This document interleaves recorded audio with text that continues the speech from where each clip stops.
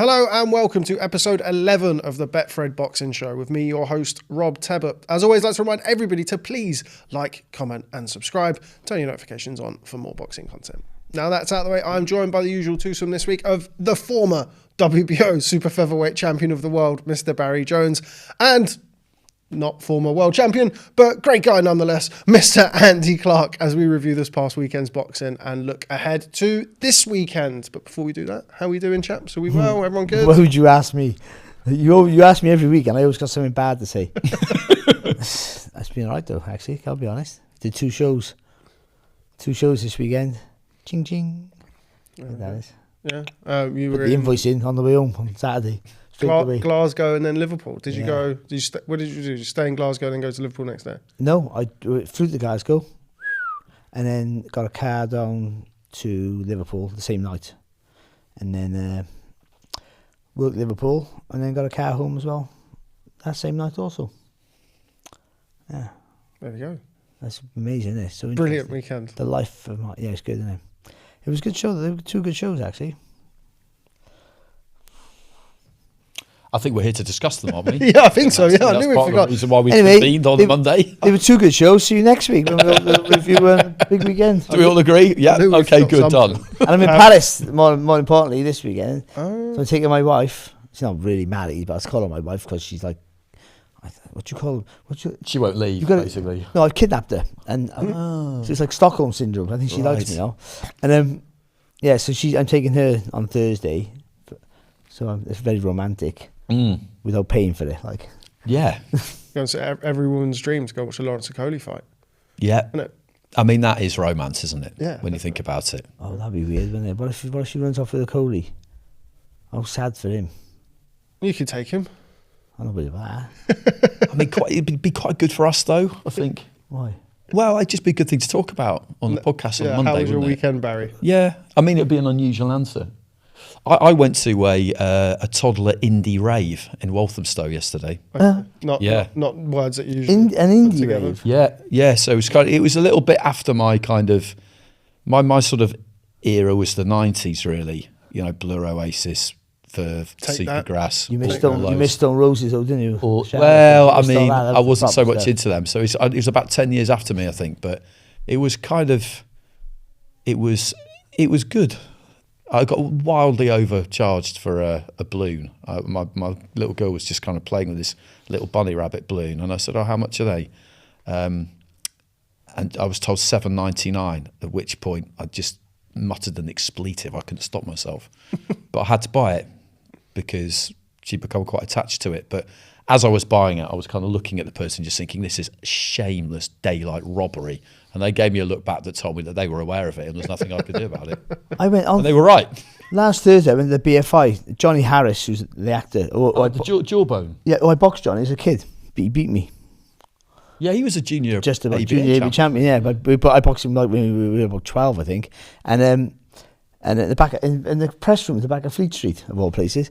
And I went to his. They had like a film festival, didn't they, for the boxing? So I went to his, and we went in there, me and my missus. She had a glass of wine, I had a glass of Coke. Large glass, it was that big.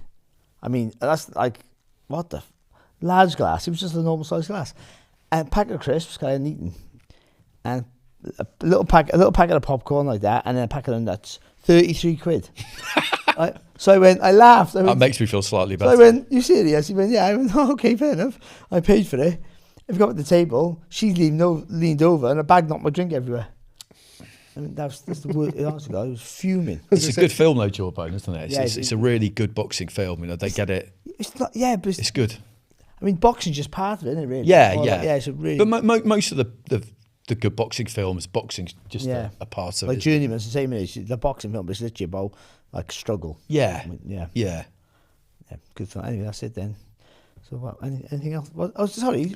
How was your week? We never asked you, did we? Yeah, you never asked me how my weekend. How was your weekend? My weekend was. You just sniffing glue, weren't you? Yeah, pretty much. Yeah, I haven't been sniffing anything because I'm a bit bunged up, as you can hear. It was hay fever, so anyway, it should be okay. But yeah, my weekend was boring, really. I mean, it wasn't boring. Depends. I mean, it depends on how you classify boring. But I stayed up to watch Alicia Baumgardner against Bome Rishin on Friday night. And then watch the boxing at the weekend. Listen to you on Friday and Saturday night. Oh mate, when you I feel like I should give you some money back. And then that was it really. My weekends just tend to be quite. Yeah, I want to ask you. It didn't work. That it didn't. Yeah. I tried it. There's a reason why nobody asked me how my weekend was. But anyway, there was some boxing on, so let's move on to that before we discuss my sad little life any further. Andy, going to come to you.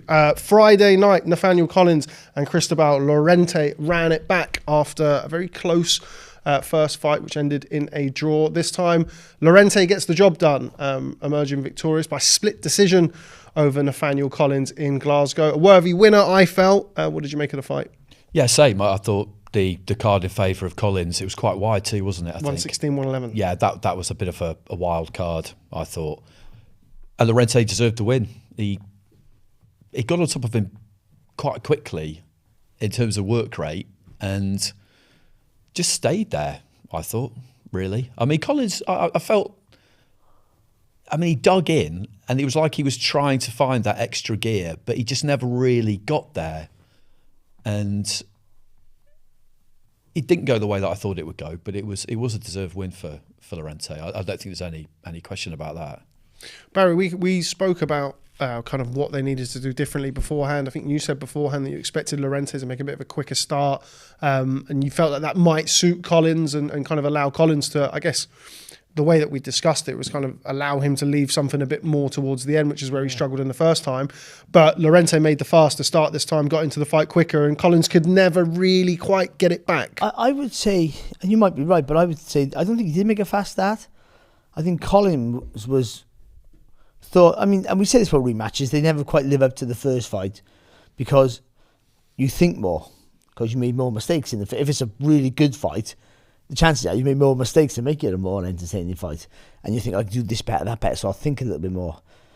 And I think he didn't box what suits him.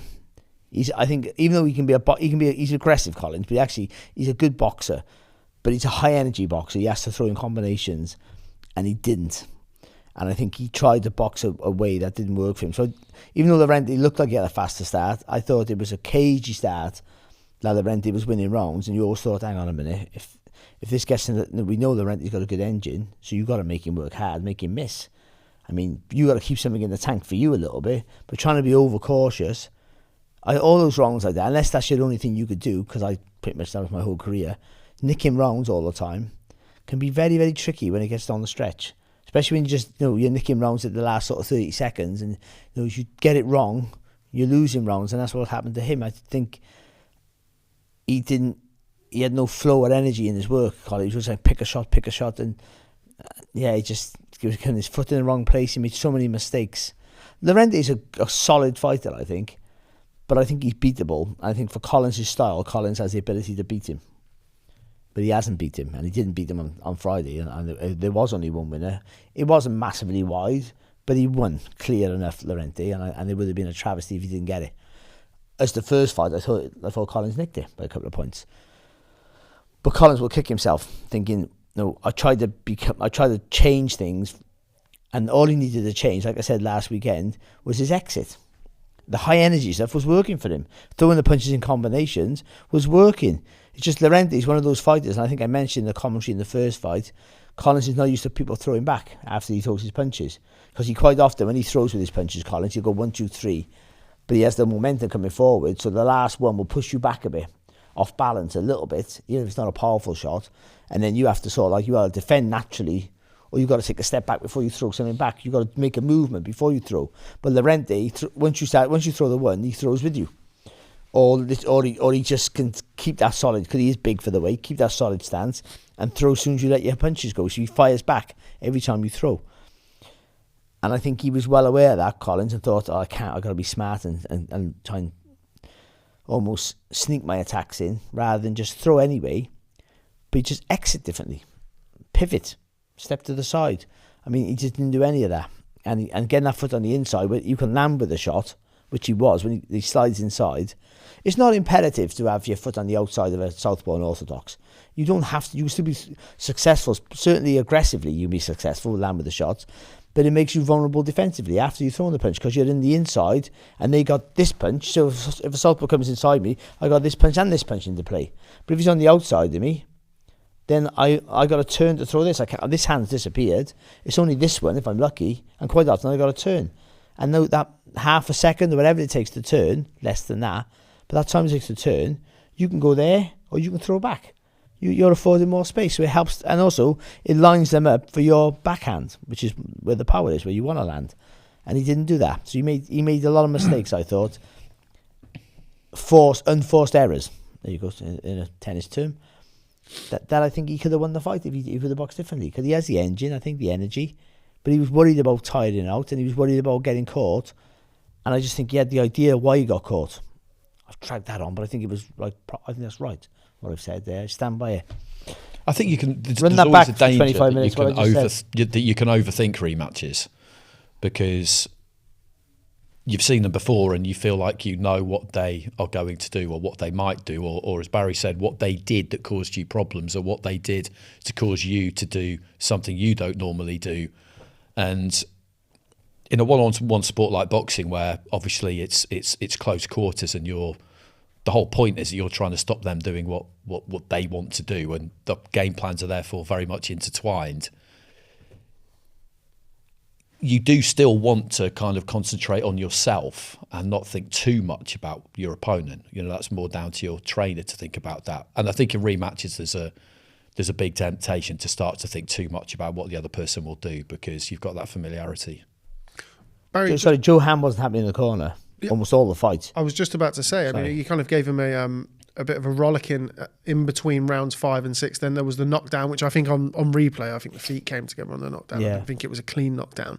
But still, he couldn't really get Nathaniel Collins going at all. And you mentioned there about kind of being wary of potentially blowing out stamina-wise. And certainly the first fight, that's where...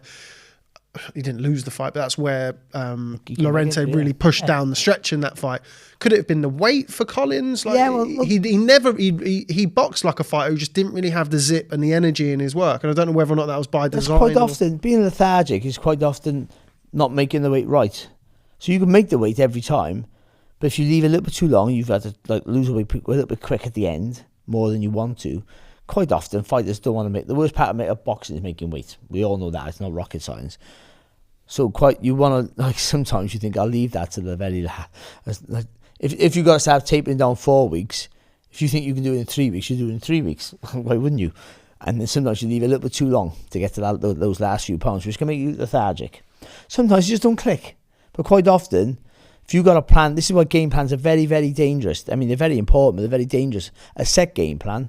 If you've got that and it doesn't work, you're trying to stick to that plan, and you're just more energy and more effort, but quite often is wasted energy, wasted effort, and you're knackered. So being able to change the pattern of a fight while you're in it is very difficult, almost impossible, I would say, quite often. And you can grit your way through a fight, but to change the pattern and all of a sudden start boxing differently, which he needed to do. Sometimes after 5 rounds in a fight, you can't do that. You're stuck in this, and you've got to grit it out, which you try to do. But then you end up being more tired, more aware, and then you're aware you're tired. Do you know what I mean? You're aware you're getting tired. You remembered about the last fight, the whole thing about changing your style, not your style, your tactics a little bit, was so you had more energy down the stretch, but now you're starting to feel tired quicker than you did the first bloody fight. So now you really are worried about it, and then you're clamming up, and then your trainers go, come on, get it, come on, what are you doing? And you're like, it's just not working for me, and you can't understand why. But I think it is about your brain gets in the way. It's a weird thing sometimes. I didn't realise when I boxed how important getting things right in your brain are, or not overthinking stuff and being a bit of a blank canvas, because you have ability. We all have ability, and we all train hard, we're all fit. And that's why I think sometimes learning, using that amateur background to be able to think on your feet, which can 3 rounds, in a 3-round fight, you have no tactics. You go and do what you do best. That's the truth of it. And your ability gets you through. And if you need to adapt, you've got to do it quick. Quickly, yeah. So, I mean, I boxed like an amateur in my pro career. That probably helped me with adapting against guys who had so many more advantages of weight and size and certainly power. And so it helped me out probably just boxing like an amateur, though I lost loads of stuff like power and strength. But these fighters can do it all. Collins is a good fighter and he's better than that. And I think he's a better fighter than Lorente, but on paper he's not, is he? Because he's drawn and he's lost. Because Lorente is a proper old school European level fighter who's always going to be. He won't go above that, I don't think. He's going to box probably for the world title now. It's a hard ask for him, you'd imagine. Isn't it? Anyone called Shushu can't be that good. it is, but he get all like this. They were talking about Collins in the build-up and saying, can he win a world title? I mean, not against Carrington, he can't. But all we're asking is he deserves the opportunity if he wins the fight. Like, that's all you can ask for, isn't it? And whoever's the champion is the champion. But I think he's a good fighter, but he got it wrong dramatically. And Lorente just did what he always did. But the difference with Lorente, he just wasn't afraid to miss. Just kept throwing punches. In combinations, he never loaded up. He was smooth and kept it long and just let his hands go. And I think, and where Collins was trying to be perfect at times, massively cost him. And then, like Andy said, your brain gets in the way, and then you're just spiraling in out of control, and then your trainer's trying to slap you in the face and wake you up. And by that point, the fight's almost lost. Kind of felt like the 6th round with the knockdown that was called anyway. It kind of really sparked Lorente into life. The first 5 rounds, not an awful lot happened either way, but if you're in the Collins camp, you would have hoped to have been much further ahead in those first 5 rounds. It was kind of 3-2 after 5 rounds. The 6th round happened, and then Lorente kind of, after realising that it had been put down and been given the count, finished the 6th round really, really strong. The last 45 seconds really dominated that round. We had Murder trying to score that, didn't we? Yeah. I actually messaged Frampton during the thing. I tried to give him my 2 pence. But I think the WBC and the British Boxing might have different rulings on that, 10-10 and 10-9. Yeah, in the British Boxing Board of Control, because there was some chat about this afterwards. There was the British Boxing Board of Control, if you get knocked down and dominate the rest of the round, it's a 10-10 round, British Boxing Board of Control. But what they call the universal rules of boxing and the WBC, it's a 10-9. Yeah. And I think that's the right way. Yeah, obvious example, or kind of a high-profile example, is people like to talk about the 12th round of Wilder Fury 1. Yeah. Where Fury gets dropped and then gets up and wins the rest of the round and blah, blah, blah. How do you score that round? But yeah, that was, watching you guys trying to go through that. Yeah, I was just sort of screaming at the TV.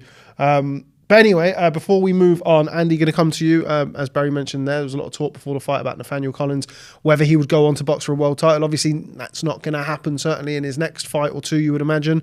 Where does he go next from here? It's always interesting, this, because the people backing him would have expected that he would win this fight. They would have taken it for granted, but obviously that was the plan. And he left that British title level behind a while ago, and he won the WBC silver, I think, didn't he? And the European title is a really, really good title to win, and it's that kind of bridging title.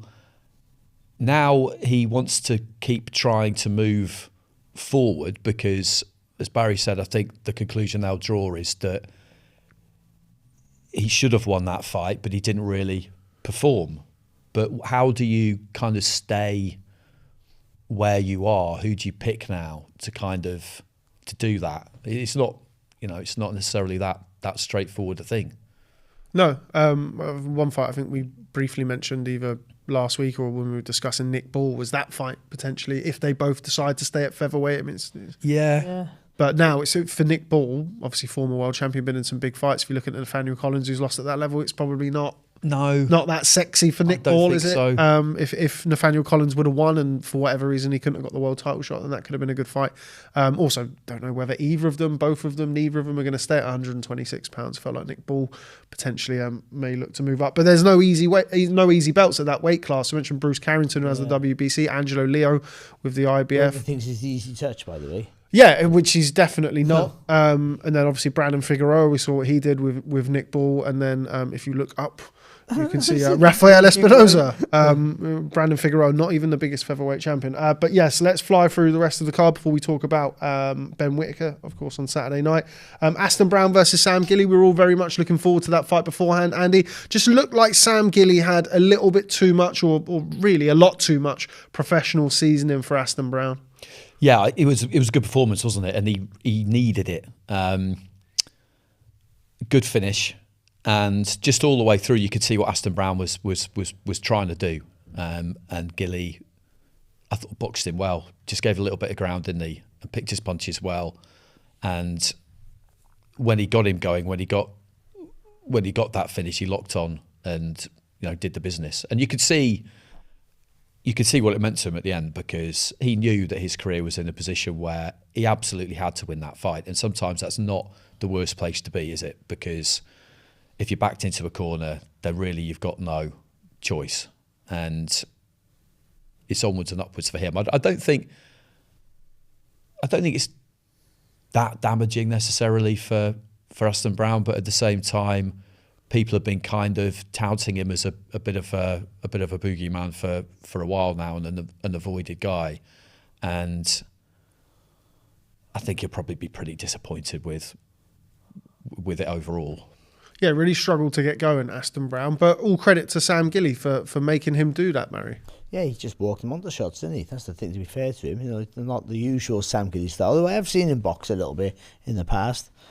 Yeah, but he's long, isn't he? I think he's deceivingly long. Like, you look at them two when they went to the centre of the ring, and you'd be hard to pick who was the guy moving up in weight. That's the truth of it. I mean, yeah, he boxed well. He was sensible, clever, but he let his punches go in combinations in threes quite often. I think that's what got Brown. He make you miss with one, then two long ones come again, then you get caught with it every time. And just the experience that he's got, Gilly, you know. And I think what Andy says, right, you know, he had a draw, sorry, didn't he? Then a loss. I mean, all of a sudden, then he's gone from being a guy who's like, you know, could win a British title, wins a Commonwealth title, you know, might be looking for bigger things, hopefully, and then looks like the wheels were going to come off a little bit. So he got himself back online, and yeah, and he'd be looking for that British title, I guess, no, as a new weight. Yeah, quite like that fight as well. George Liddard against Sam Gilly. That's a sellable fight, isn't it? Yeah, very middleweight. It's a good fight. Just fly through the rest of the card. Royston Barney-Smith picks up the British and Commonwealth super featherweight titles. Second round stoppage of Conor McIntosh, really brutal to the body. He was very picked good. his shots very, very nicely. Royston Barney-Smith, lots to like about that performance. And a big win for Dylan Arbuckle, who forced Nico Levars to retire on his stall. At the end of 4 really, really pulsating rounds, I was certainly looking forward to seeing more of that, but the eye of Nico Levars was in a terrible state. And unfortunately for him, the fight was called off. I think we might see that one again, potentially down the line. Really competitive on it. It looked like Levars was starting to take over maybe a little bit. It looked like, but it was too early to say. But it was a good fight. Like, really, both, you know, he wanted to bully him, didn't he, Levars, to be fair. But Arbuckle's tough, isn't he? And he fires long, and you know, and he wasn't out of the fight at all. It looked like he was starting to go the other way towards Levars a bit. Like he was starting to get in with those left hooks But yeah, I still don't know what happened to the eye. Well, he's had quite a lot of. He wasn't happy with it though. No, he hasn't, and he's had quite a lot of cuts, and he's always sort of in a bit of a mess. Levars in his fights, he's been matched pretty tough, but he's been matched competitively up to this stage of his career. He had the welt started in the first round. I mean, they both came out and were throwing big shots from the opening bell. And then it just progressively got worse, but then it just kind of went, didn't it, in the 4th round? And as he was saying, because he wouldn't care about swelling or eye closing. He wouldn't care about that. No, I don't think. I think he was saying I can't see. It was a real problem. He couldn't see out of the eye, and obviously Grant Smith called an end to proceedings. Okay, over to Saturday night in Liverpool. Andy, going to come to you first for the return of Ben Whittaker against Braian Suarez. We all predicted various different levels of early stoppages. A first round stoppage on Saturday night for Ben Whittaker. What did you make of his performance? Yeah, he was good. He looked really sharp, didn't he? Right from the opening bell. And it was a bit of a statement performance. People like to say that often, don't they? But at the same time, Suarez is an experienced guy. You look at the people he's been in with, and to win in the first round, none of us predicted that. And when you catch somebody on the top of the head like that, sometimes people, I don't think they discredit it necessarily, but it doesn't seem as satisfying maybe as catching someone on the chin or on the jaw. We saw it with Joseph Parker against Martin Okolie, but any way that you manage to scramble someone to the point where they've got no business continuing is a perfectly solid, sound knockout, and that's basically what it was. And now he could box again as soon as possible, and we feel like we know what's going to happen next with him because they basically said so, didn't they? But it's a really good start to the year because that won't have taken anything out of his tank. Not what happened in the actual ring. Obviously, a training camp's always difficult, but he's a kind of guy who stays in shape all the time, Whittaker, from what I can tell. So he's not someone who needs a 12-week camp that people like to talk about. It's more of it's an 8 or even a 6. So I'd hope that given how that one went, that he could maybe box 4 times this year. That'd be great, wouldn't it? Yeah, I mean, I think a lot depends on how those fights go. If he is going to be boxing on the Zayas bouts undercard, which is what was effectively announced afterwards, and doesn't have any big issues with that, you would hope they turn around quickly and maybe sneak one in before Christmas. Just on the knockout, I was telling this to my missus, who was thoroughly bored while I was telling her. I remember once, so it was kind of one of those like surreal moments. It was in Saudi a few years ago. And I interviewed Roberto Duran. It was the first time I ever interviewed him, and I was really like giddy at interviewing him. And we were talking about the famous story of him knocking out the horse years ago. Yeah. And I kind of brought that up to him, and he said to me through a translator, and there's the interview's out there, he kind of drags me into the camera, into the shot while I'm talking to him, and he says, the way that you knock somebody out, and he grabbed me and he pulls me in, you can see me on camera, and he flicks the bone behind my ear there. He said, you want to knock somebody out, that's the way to do it. And just his little flick, I was like, oh God, that really hurt. So he said that's how he knocked out the horse. He hit the horse just behind the ear. But if you want to knock somebody out, there's a bone behind here, he said, and that's how you do it. So my missus was like, that's great, man. Yeah, brilliant. 35 years too late for me, that. Thanks. Yeah. I could just picture that scene, her just sitting there, just thinking, why? I've known him. What in our history makes him think that I'm interested in this? There's nobody else and to then, talk to. And then for the rest of it, he kept walking me on, his missus flicking her behind me. How do you feel, love? Am I like that? Brilliant. But yes, Barry, emphatic stoppage performance, stoppage win for Ben Whittaker.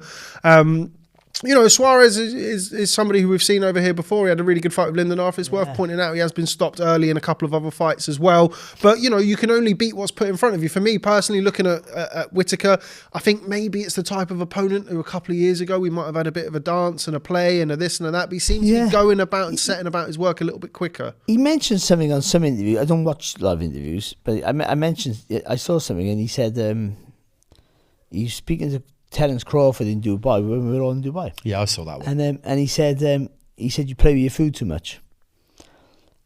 And we've seen a different Whittaker. I mean, it's funny see because he's a better fighter boxing than he is now. There's more weight behind the jab. When he throws that right hand, even though it's still a bit of a flicking, whipping shot, he's throwing a bit more conviction. You can see he turning his hand over more with the shot, where before he was almost just flicking the back of the glove. Now he's like turning his hand over with it. So it looks like a bit of a flick, but there's power in it. He's punching long, the jab's good, and it just looks a thicker, more menacing set, don't he, about him?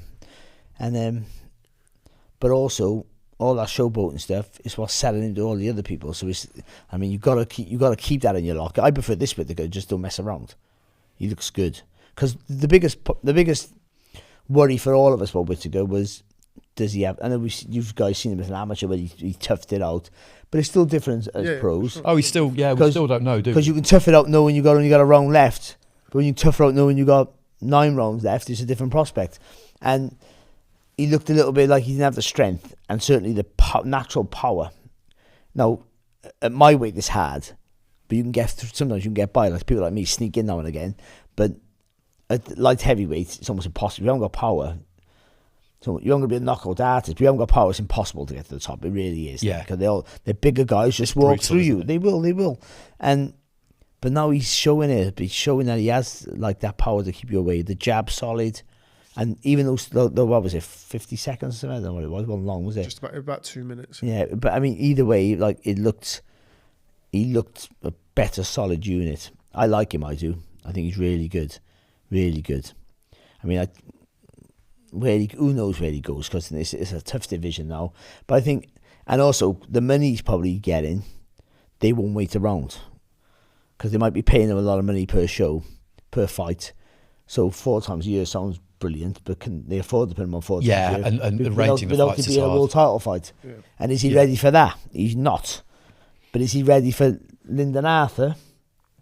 I know Lyndon Arthur's got his own fight against Bradley Ray, I think, having coming up or something. I mean, no, not Bradley, is it? No, he just boxed Brad Ray. He's probably Bradley, yeah. But either way, it's Lyndon Arthur. It's a fight. They're on about the yard. I mean, that's what it looked like. They were suggesting onto the yard.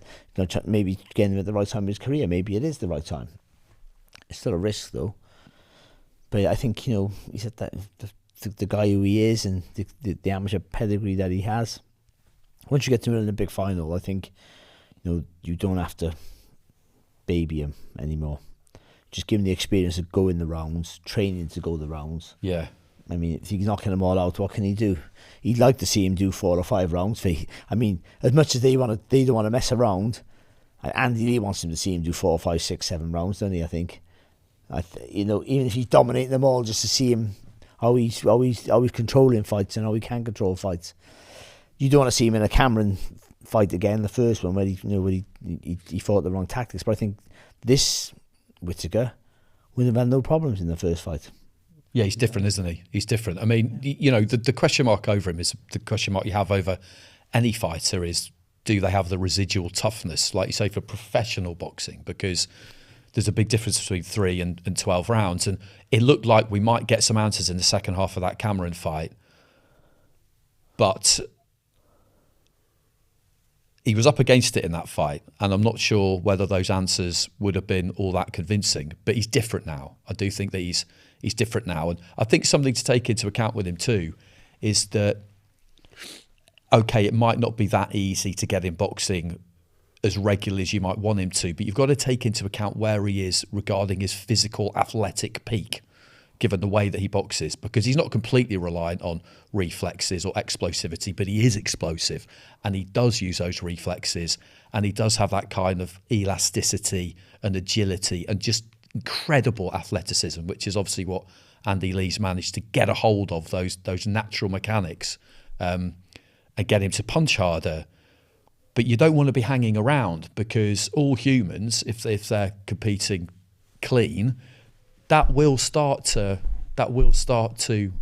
erode. So the time is now. I feel like the time is absolutely now, and they need to trust him and get him those fights. It seems like it does feel like we're at a position now, or in a kind of a stage of Ben Whittaker's career. We spoke about this in the preview show that Tokyo was 5 years ago. Yeah. And he's at the stage where he turned over. He still had that niggling injury, the shoulder injury that he had to then go away. So he kind of had a very stop-start beginning to his professional career. He was training with Sugar Hill. I think he trained in Miami, and then he come back here. Then he was training with Joby. I went to his setup in Wolverhampton, and it was just him, his brother Joby, and he was I think he spoke about this on the broadcast. He was training by himself. Now it was kind of always the discussion. I'm sure we spoke about this at some point around there as well, where it was like, what is his training setup going to be? There was a lot of talk about Ben Davison, Shane McGuigan, Andy Lee, which is of course where he eventually went. And you take yourself away, and on the back of the Cameron 1 fight, with the criticism that he got on the back of that, could have been the best thing for him. Obviously, being a international amateur as well, you're more than comfortable being away from home and traveling. And he said, he goes, on this side I've got Hamza Shiraz on the heavy bag. On this side I've got Paddy Donovan doing this, and it kind of it's a same, but it's iron sharpens iron. You're in the gym and kind of pushing yourself forward. But also, as an amateur, you train as a squad, especially nowadays more than ever before. So I turned pro, and I had trained by myself pretty much almost all of my career. I go sometimes and train with different other fighters and spar and stuff, but quite often it was by myself, and it's weird, and it's not beneficial. It's not. I don't care what you say, because you learn more of fighters around you than you do the trainer quite often. Because you just pick things up naturally, how they do stuff. And they'll learn off you, by the way. I mean, look at Calzaghe, the success that Jim had, who Enzo did a great job. But I mean, the fighters learn off Joe. And he's learning bits off them without even knowing it. And you'll find that when I say success breeds success, it's because of that. But also, you're used to training in a squad environment. Then to all of a sudden put you isolate you by yourself. Someone too impressive next to you, you want to do more. It's in human nature. And it drives you. I always tell stories, not always, but sometimes I run with Steve Robinson in the morning. It was one of the fittest guys on the planet. I mean, I got a nose hair in front of him and he'd go faster. And every now and again I go, fuck, I'm not having this. And then I go faster. But then I couldn't beat Steve Robinson. He'd just keep going, you know what I mean? He'd just run for 25 miles. But you're pushing yourself. Well, it was the worst thing for me in the end. But I mean, for him, he wouldn't have it. But then you learn that dig deep, no, you haven't got to be like a warrior, but you learn. And then when you train on your own, it's your own mind pushing you forward. But you can't do the same. You need people to push you. And it's also, for me, you need it. Kind of where I was going with that as well is that Whittaker, when he's training by himself, he's training in a very comfortable surrounding with his brother. I think Joby's his godfather as well. And then, with respect to the level of opposition that he had at the time, he's probably thinking, whether it's in the back of his mind or in the front of his mind, well, I could beat this guy, I could do this, I could do that with this guy. And then, you have Cameron 1 where he doesn't perform and there's a lot of questions that are answered. And I think the fact that he's taken himself away, I think the changes in his boxing, but also maybe his mentality and the shift with that been quite pronounced and quite obvious. Him going about and it's still the same guy, but he's dialed in more. He's setting about his training has to be uncomfortable. Training has to be uncomfortable. I mean, nowadays it's more modern. There's more science about training. So you have a set structure. And for your body, it's the right thing. I understand that. But boxing is a really uncomfortable sport. So that's why I say running in the morning. It's better running in the afternoon and the evenings. And doing shorter runs is better for your body. But running in the morning, having to get up at 5 o'clock when it's pissing down with rain, and you're tired, and you're struggling for weight, and you gotta do it. That's a mental toughness that helps you in round 9 when you're blown on your backside. It helps you. It does. Doing things you don't want to do is quite often what makes you a champion in a fight. I mean, we've all been there. I mean, some more than me. So training, being your own boss like he seems like he was, even though he's wrong, might be wrong, great trainers, they might be all good people, I'm not slagging anyone off, but being comfortable, too comfortable, some people can do it, most people can't. You have to be in an uncomfortable environment where someone's forcing you to do stuff. So your trainer has to be your god. That's pretty much all it is. He has to be your god. If he says do that, you don't agree with him, you got to do it, or you leave. And if you genuinely think this is not good for me, you go somewhere else. But ultimately, they're just forcing you to do things because they know, especially Andy, Lee more than anyone, that there's a time in a fight that you're thinking, I don't want to be here. And we're all there. And a boxer who tells you he's never been in a fight and he's thought, I could do without this, or where's the exit, is a liar. Or they haven't really competed. That's the truth of it. It might be a fleeting thought, but that's it. I mean, there's a few fighters maybe like Naz who've never been there, or fighters who've just been brilliant, but most of them have been in, I don't know what I could do without this. And you go through it, and then that's what makes you who you are. And you might go through it and get beat, but that doesn't matter because you've done it. But if you don't do it in the gym, you're never going to do it in the ring, guaranteed. Yeah, it's exactly, and it's something I've been talking to. I was talking to Shane McGuigan about this earlier in the year for something that we're working on, and he basically just said exactly what Barry said there, and that you can't expect to succeed doing a hard thing unless you're prepared to do hard things. And it sounds really basic, but it's true. Like, you have to be prepared to do things that you don't want to do, because if you think that every fight is going to go the way that you want it to, then what happens when you find yourself in a fight that doesn't go that way? You will lose, is what will happen. But it's actually quite hard a lot of the time for coaches across all sports to get their athletes to kind of surrender to them almost and trust them and give absolutely everything. Push themselves to the point of exhaustion. Not every day, but push themselves to the point of exhaustion when you're asked to, and leave yourself in that kind of vulnerable state to be prepared to admit to somebody, yes, I'm not very good at this. And the way you get better at something you're not good at is by exposing yourself to it. It's really obvious when I say it out loud, but lots of people don't want to do it. They want to hide from the things that they're not good at and just hope that won't get exposed. But of course it will. And when you find that person who you're happy to kind of be vulnerable with, if you like, as people like to talk about that a lot these days, in that safe space of the gym, then you can really get somewhere. But if you're in charge and you're deciding on what it is that you want to do, human nature dictates that you will not choose to do things that you don't want to do, because we all gravitate. I'm sure, like, you would gravitate if you were allowed to as a fighter towards the type of training that you were good at. Yeah. You would, wouldn't you? But also, you train hard, and you will train hard. But then when you're knackered, you'll stop. Yeah, you're knackered, so you think this job's done, but there's more. Yeah, you feel like you. And some days you shouldn't do more. Yes, exactly. But quite often you should, and the more is when they go, "Where are you going?" Yeah, I have so many rows with my dad. Well, you'd kind of fool yourself. You go, where you going? I go, what? You go, well, just fucking go home then. Yeah. And I go, I am going home. And then I come back and I go, what am I going to fucking do then? And that's where the psychology comes in, because you're trying to fool your trainer that you've given it all, and they know, no, you haven't. There's still a bit more in there. And it's okay if you want to tell me that you've given it all, but we both know that you haven't. Well, there might not be and more. Until we get to that point where you're going to do it, it's like, a really good coach can get their athlete to give it all.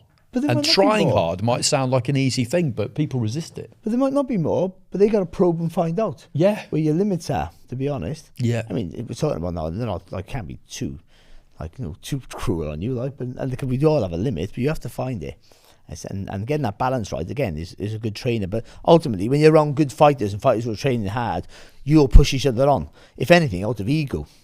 Yeah, that's a massive part of it. What Whittaker said at the weekend. Yeah. So I'll see Hamza and I'll stand up straight away, and every fighter's like that, aren't they? And if they've got, we talked about it the other week, I think, but if they've got those kind of different makeups where pretty much everybody in that gym, Paddy Donovan would probably disagree, but the other guys in that gym would look at Whittaker and think, okay, I don't have the skill level that he has, but I can still look at what he does and try and replicate it in a way that suits me as best I can. And he might look at someone like Joseph Parker, who's obviously a very good fighter, long career, stayed at the top a long time. I know he's got some things to resolve at the minute, but from what I hear, they will be resolved. And he might look at Joseph Parker and think, that's the level I need to reach in terms of my discipline and my professionalism and how I live my life and what I give in the gym. So it's different bits that you can take from each other. And if you're doing it by yourself, I just think it's either you get too comfortable or it's too lonely and it's too hard. Just on Whittaker, so no, it's all about it's the same sort of stuff. But one of the things that kind of came out from the weekend was his matchmaking, and people are saying, look, he's ready for a step up now. It's kind of what I was saying at the start here.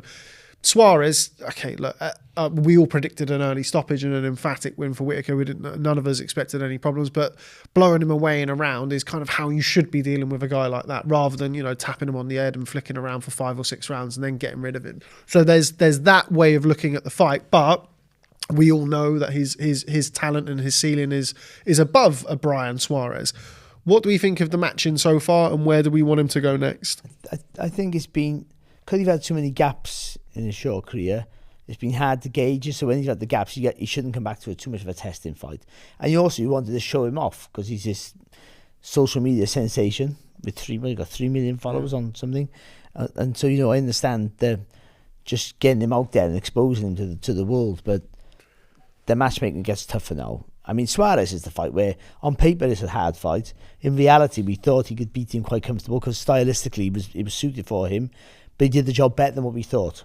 And that's what you want to see from your potential superstars. But more importantly, he boxed someone who you might want to box. So you did a better job than Lyndon Arthur did. By the way, Lyndon Arthur was boxing fantastic, doing nothing wrong, got caught with a shot and it gets him and it finishes him in the end with a good body shot. But I mean, you've done a better job. So you go, and Lyndon Arthur, you're going, but that was a different time in his career. I had a better Suarez than you did. And then they'll go, I want Lyndon Arthur next. So I think he's ready for that sort of step up. It's a big step up, but I mean, he's an Olympic silver medalist. I mean, this, however good these domestic fighters are, if you can't beat your domestic rivals, then you're not going to be the star we think you are. And I think he might just be the star that we think he is. I thought he was fantastic. I expected him to be good, but I thought that was really good. He was really just... He was like, by the way, behind the scenes where I was, you'd never think he looked so happy and calm and relaxed and almost jokey. You wouldn't think he was going into a fight. But he's one of those weirdos that can switch like that. I call them weirdos because I'm jealous. Yeah. They can just switch like that from being like, this is great, look at him. More focused on what he's going to say when the camera's in his face. And you think he ain't concentrated. But then once that ring walk finishes, you just the switch on him like that. He was all business. And I thought it was massively impressive. So he needs to step up now. And I do think someone like I know they're saying Anthony Yab, I think Lyndon Arthur. Anthony Yab's a better fight to watch because he'll want to come at him. But can Anthony Yab pull the trigger like he once could? That's the big question. Talk about that for potentially the end of the year. I think if he's going to be boxing on the Zayas boots undercard, it will probably be a fight with a bit of an American flavour. Yeah, I think Jesse Hart is probably that's the name we've seen. Yeah, I think that'd be a good choice of opponent, wouldn't it? Because he's you look at his record, and it is one of those ones where you may be more judging him off his defeats than his wins, but 2 proper fights with Gilberto Ramirez. Yeah. So he's been a bit unlucky, really. He ran into him twice at world title level, and he's seasoned, and he may well fancy the job, putting this guy in his place. Americans generally don't have too much respect for fighters who aren't American, particularly for UK fighters. But with Whittaker, I do think quite a lot of time was wasted early on. There were the injuries, but I think, no disrespect to anybody involved in his training prior to him getting on board with Andy Lee, it's just that there came a point where a decision had to be made. Ideally, he would have got a grip of all of that a bit sooner, but he didn't. And then that first Cameron fight showed him, okay, things need to be different now. And he made the decision, and now he's making progress. So even though I do feel like some time was wasted, not too much, there is still time, but he needs to move nice and quick now. And that relies on him continuing to win, obviously. But I was a bit worried for a while with Ben Whittaker that because of the profile, and he got a great deal with Boxer and endorsements, he was managing to make a lot of money without really having to face any challenges. And if you get used to that, then why wouldn't you just keep doing that? Because the profile means that you also find yourself higher up the rankings than probably you should be, given what you've actually achieved. And you can think to yourself, well, I'll just keep doing this. Low risk, high reward, because I will get up to the top of the rankings. Then maybe there's a vacant title, my promoter will get me at home, and with a fair wind, maybe I can kind of, nick a world title almost. Because that route was definitely available to him. Yeah. But I don't think he wants to do that, which is good, because I don't really see how. It's a gamble that you're trying to kind of beat the house a bit there, aren't you? Yeah, and there's obviously ways that can be done. We've seen examples of it, and even now, currently. Well, Anthony Yao was one. Yeah, of course. I mean, he showed actually he had all the ingredients to be a world champion. I mean, because when he boxed Kovalev, the route he took to Kovalev, not his fault, he was knocking everyone over, but he had boxed nobody to get the number 1 in the world. Yeah, no, he's the great management, example. actually, fantastic management. When he boxed Kovalev, even though he lost almost every round, he competed in everything. And ever since then, every time he gets in the ring, he competes. So, he deserved to be there in the end. But this route there was like, this is a big jump up. And yeah, and was he really equipped for it, or as like brave as he was in that fight, and his subsequent fights against Beterbiev and Benavidez? You're always making this massive jump, and I'll tell you one thing. The seasoning that we always talk about, it's not quite there, is it? There'll be no fight in America afraid to box Ben Whittaker. No, they'll be queuing up because it'll be good money, won't it, and good profile. Yeah, and I think Jesse Hart is a good. I thought he beat Khalil Ko in his last fight. Khalil Ko was kind of a name that I thought that could do Whittaker against Khalil Ko, but somebody correctly reminded me that Khalil Ko is not the most reliable of guys. Been blowing the weight. I think he's blown the weight 3 or 4 times so far as a fighter with Matchroom. So. You maybe not want to give an opportunity to him if that's going to go down the Swanee. But Jesse Hart, never been stopped. Awkward. Yeah. You'd expect that to go a few rounds with Whittaker. But will they want to show Whittaker off in America and give him? They want to give him a style that might be awkward. I think he's at the stage though where he's got to be fighting somebody now. Yeah. I think it needs to be. It needs to be of a certain level. But now. They get someone who's going to come at him. That's what they're going to get. I think. Yeah. And people. As I said, no one's going to be afraid of box Whittaker because. Whichever you look at it, he looks scintillating since the first Cameron fight. But everyone who's boxing will go to that. Well, you drag him into a wall, he doesn't like it. Yeah. I think he's a different person now. I do. But but it's still there, isn't it? So that'll help. That's going to help him for matchmaking. Actually, he'll get people who before might not want to know him. If that fight never happened, they go, "I'm not boxing him. It's a nightmare." And he's getting better. But now you go, well, he is a nightmare. But if I can drag him into a war from round 2 or 1, he doesn't like it. He looks for a way out, or he didn't look for a way out, but that's what they'll say. And so I think there'll be a queue to want to fight him. I think for me with Whittaker, it was kind of like, particularly over the last maybe couple of years, especially where he's not really kicked on from the potential that we all know that he's got.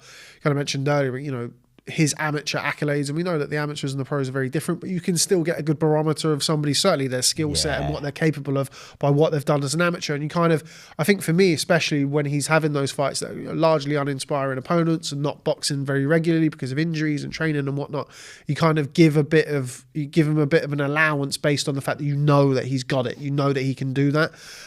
But I think over the course of the last year or so, probably since that first Cameron fight, it's become very prominent that, okay, well, he needs to now kick on. He needs to go and do something, which I think of his last three opponents, obviously Liam Cameron, Benjamin Gavazi, and Suarez at the weekend. Thanks, Barry. He's kind of gone there. He's done his job, and it's on to the next now. But I do feel like now he's got to continue. He's 28, coming on 29 now. Yeah. It's got, if by the end of this year it's Jesse Hart, Anthony Yard plus maybe a fringe guy like Alexander Vosdick. It's probably not going to be him, but somebody like that, Hot Rod, someone like that, in and around that fringe world level at 175 pounds. That's a really good year of progression, I think, for him. I don't think he'll have that many. I think if he fights Yard and gets to beat Yard, there we go in world title next. Yeah, you would think so. I think he's probably more likely to. Then they'll wait then until spring, summer. Yeah, it's probably that's probably more likely. It's Jesse Hart and then a big Anthony Yard's a bit like that. I was going to say you got to beat Yard. I mean, but Anthony Yard's is a fight as well that has a lot of eyeballs in this country. Anthony Yard is a very popular guy. And I think the build up to that would be quite entertaining. I think the fight itself would be that'd be a great fight. That'd be a real event. Yeah, it really would, because they've got some swagger, the pair of them.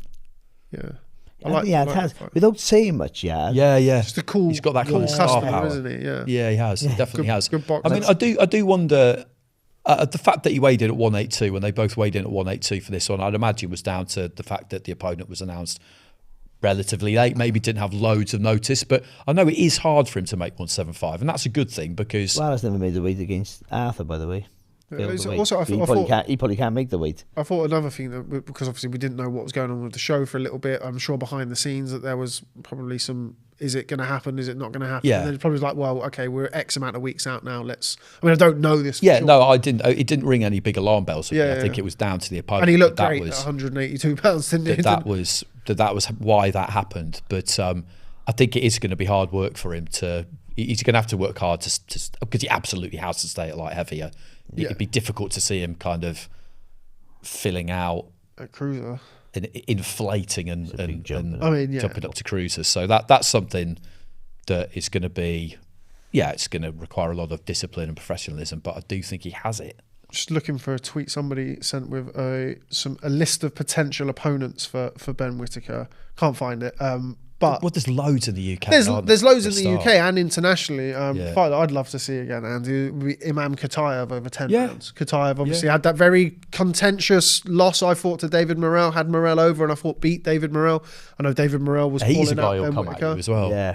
That would be a great fight. We saw three rounds of it in the Olympics. The only thing with Whittaker, not the only thing. I mean, he's a great thing. Such a sellable product. Is selling tickets. I mean, and ultimately in the end, he gets to a world title, and then like Kazagi, in the end, they're not ticket sellers, then they become stadium sellers. But I wonder if they get that appeal quicker. Is it to fight someone like Yards? You get, like you sort of nick his fans and they do it that way. I don't know. I mean, that seems like the smart way. We spoke about this before, haven't we? It's kind of how does that social media presence translate into ticket sales and bottom line? Quite often doesn't, does it? Yeah. Well, not always. It's hard for GB fighters as well who spend a lot of time on the GB squad because they leave their local area and then they're not seen again. Yeah. And so building that fan base can be really difficult because people don't know you because you're never there. Yeah. Yeah, lots to come, I'm sure, this year from Ben Whittaker. But I thought he's becoming a very good fighter, though. Yeah, I mean, and this has been the thing. Like, he's really good. He is. He has all the talent and all the ability in the world, and like to see him kind of knuckling down again, like he's not faced a murderer's row of opposition in his last few fights, but the way that he's dealt with them and the way that he's looked in those has been encouraging to see. Look, we want the big names and the big nights to come for British boxing, and he's certainly somebody with that potential. So him winning in good fashion at the weekend is good for the health of the sport, certainly in this country. Okay, very, very quickly, going to run through some fights on the rest of the card. Joe McGrail looked good against Aaron Hayden. I thought was very, very good, very tidy, very neat on his way to a stoppage win. Leo Atang went the distance for the first time against Victor Chvaku. A worthwhile kind of outing for Leo Atang, and it kind of shows where he's at, doesn't it? And also, I think so. I don't think he's a massive... We all go, he's a huge puncher. I don't think he's a massive puncher. He punches because he's heavyweight and he's athletic. But I don't think he's a puncher like in the vein of a Joshua was when he turned over. I know he's younger. But he's so athletic and he can do a lot of good things. You just getting that judgment of the distance right. And when you're young, it's hard because you're thinking you hit him with a shot and you want to jump on him. But so I think he has to... He's a guy who's going to knock you out with 3 shots. Bam, bam, bam. Rather than boomf. At a higher level. But he's young, slow down with him. That's what I would say. Just slow down with him. Just keep him on, like, he'll get frustrated, but just keep him fighting regular on all these undercards in different styles, learning his distance and his range and when he can box better. He was getting too close quite often on Saturday, but he's good. I think he's potentially very good. Okay, well, staying with the heavyweight division, recently I caught up with WBO heavyweight champion Fabio Wardley at the Ben Davison Performance Gym in Harlow ahead of his bout with Daniel Dubois on May the 9th. Here he is. We look at the list, we look at the options. Daniel Dubois. We've prepared for Dubois before.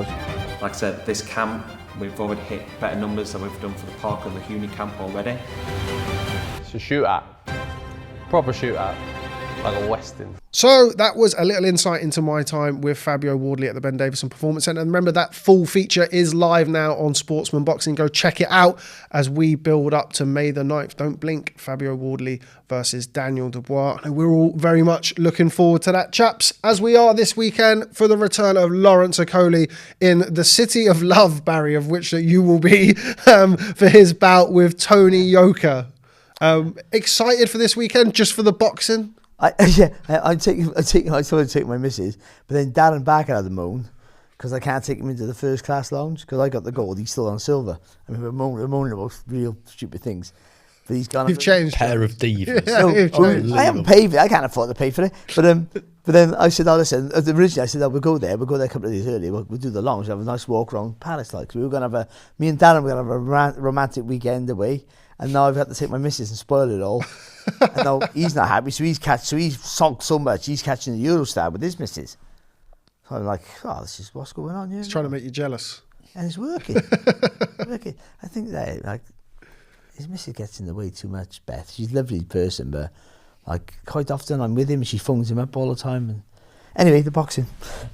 I'm looking forward to it, actually. I like Okolie as a heavyweight. Yeah. And Yoka...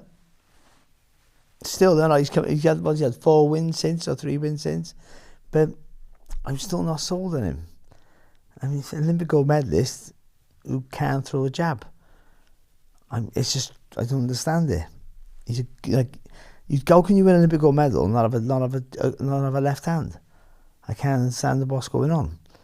But I've been speaking to his people a few times, people around him, and they're going, listen, he's better than he's getting that jab together now, and if he can work that jab, then, he gives Okolie a real fight. But if he can't, I mean, they're both going to be doing this, isn't they? Walking around with the left hand extended, throwing big right hands. That's what they both like to do. And, but Okolie's working his jab better as a heavyweight. And so I think, all the balls are in his court at the minute for me. Still training with Don Charles, Tony Yoka? Yeah, I think so. Yeah, I think so. Yeah, it'd be interesting to see kind of... Now, he's with respect, the wins that he's had have come at a much lower level than what he's going to be facing on Saturday night. And like Barry, Andy, I really like the look of Lawrence Okolie as a heavyweight. I'm just looking at here, his last fight against Ebenezer Tete, but 271 pounds, Lawrence Okolie, which kind of makes you really, really wonder how he was able to cram himself in to the 200 pounds category down at cruiserweight, but looks all the better for it. I thought, with respect to Ebenezer Tete, not the highest level of opposition, but I thought against Kevin Lorena, I thought Okolie looked well. I thought he looked good, and it's always been something that we've discussed with him, even when he was making cruiserweight, and he, by his own admission, always felt that he would be more effective as a heavyweight. And I think if, as I expect him to do, he beats Tony Yoka, could be a bit of a dark horse in the heavyweight division. Yeah, I definitely think he could be, because when you look at it, it is kind of amazing that he managed to stay at 200 pounds, because once he's taken that kind of shackle off, he's inflated, hasn't he? And I guess he always knew that would happen. And there's long been a theory around him that he would be better at heavyweight because he wouldn't be tempted to grapple in the way that he did at cruiserweight, because it wouldn't work in the way that it did at cruiserweight, and he would have to create a bit more distance and look to use that right hand. Because watching him at cruiserweight was interesting, because you could see how freakishly strong he was and how tall he was.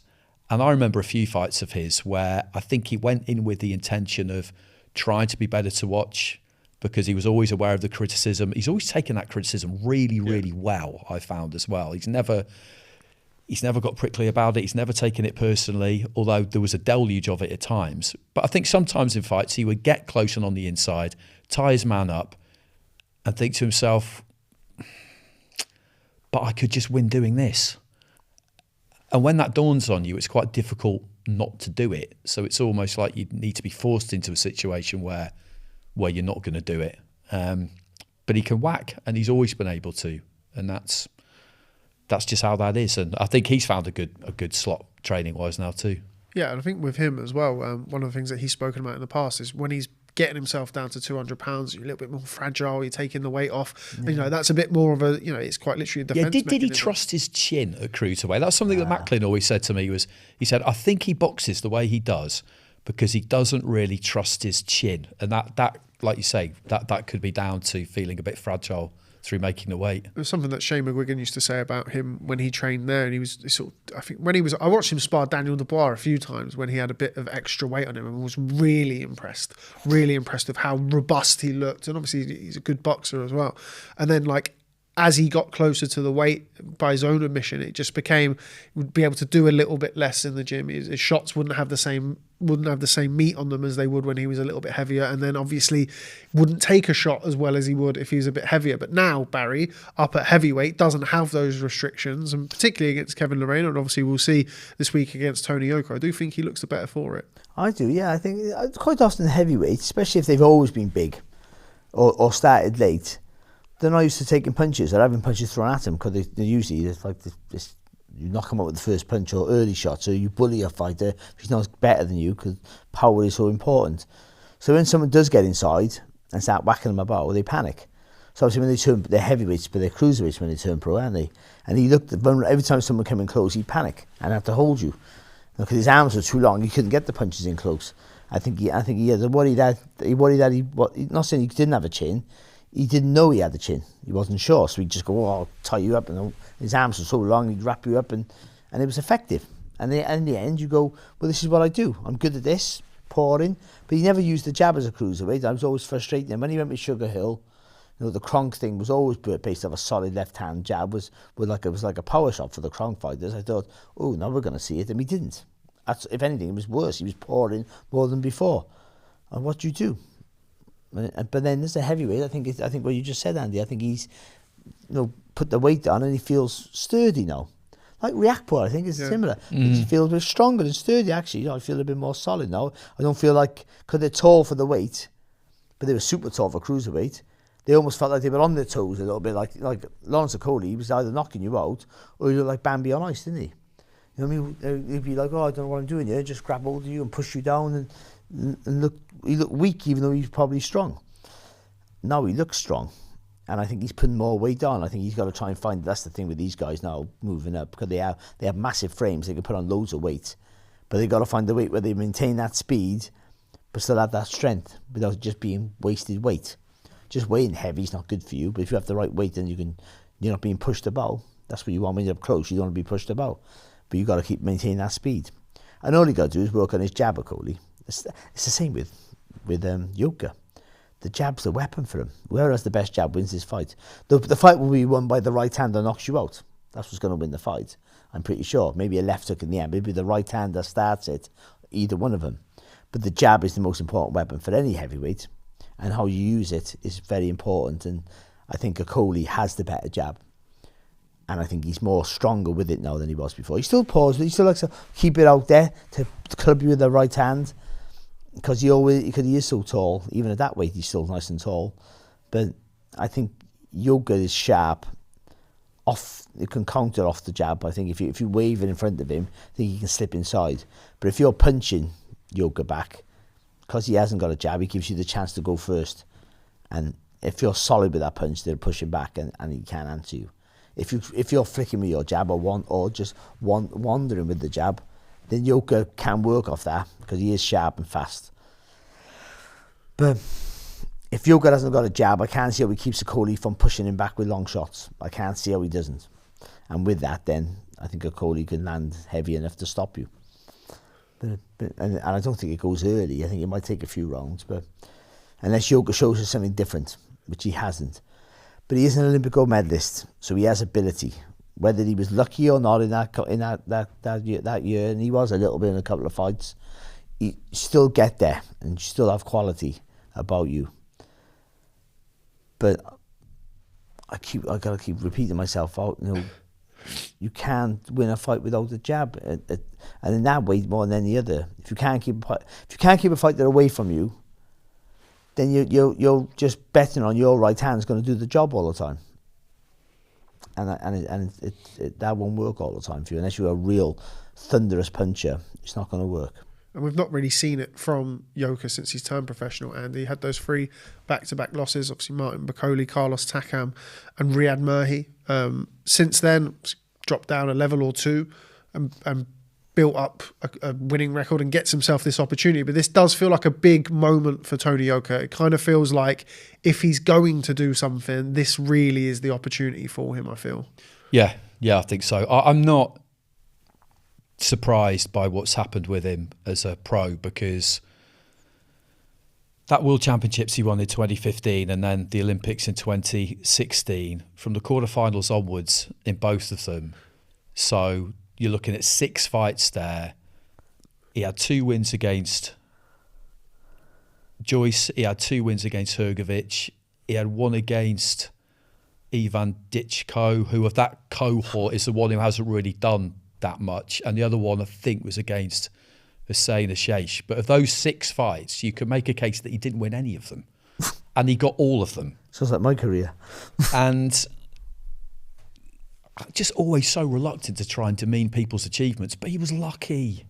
He was lucky.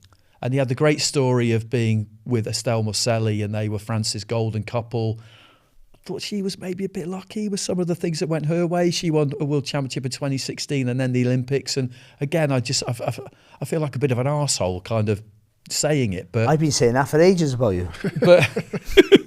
But that is just how I looked at that. No one will ever convince me that he won that final against Joyce. And yeah, okay, I would admit to being biased there because Joyce is a GB fighter and I wanted him to win. And I wasn't working on the event. I was an observer. But I do also feel not sorry for him exactly, because he would have made a lot of money from endorsements and the profile. And he was of that level. It was just that there were plenty of decisions there that could have gone against him and they went for him. But then when he turned pro in France, they expected him to do an AJ and just carry French boxing. And they had some other good fighters at the time as well on this big kind of ever-increasing wave of achievement, and he would drag everybody along with him, and it would be like the Joshua effect, and that's what they expected him to do. And it was a massive amount of pressure on him. And his celebrity in France got to the point where, from people tell me, that it was hard for him. You know, he could barely leave the house, and he really, really felt that pressure. And in the end, it came crashing down. And some of those performances that we saw, I mean, at times he kind of borderline gave up in a couple of those fights. And I think that was all to do with that. And then he went with Virgil Hunter because he just thought, just got to get out of France, basically. And now he's with Don Charles. So it's been a real roller coaster for him. It has. It's been a real roller coaster. I'm not convinced it's going to go great for him on Saturday, though, if I'm honest. No, I'm not either. I think. No, I would say, sorry, very quickly. Everything's put though. If Okolie comes in thinking, "Oh, I'm going to be, just work beyond the jab," which I've been saying he should do, but work beyond the jab is in not be assertive or aggressive. Or a guy coming in the home who's on a bit of a run, against lower opposition, but he's got his confidence back a bit with a trainer. I think that's going to suit him better because he's going to tell him what he needs to do rather than say, "Come on, you can do it." He's going to say, "You got to do this." In Don Charles, you give him a bit of confidence at home, where he knows. Then it could be a hard night for Okolie. I think Okolie got to go out there solid and just really push him back from the offset. Yeah, he's got to give him flashbacks. Sorry, mate, but go on. That's right. Yeah, he's got to give him those flashbacks early, hasn't he? Yeah. I think Okolie.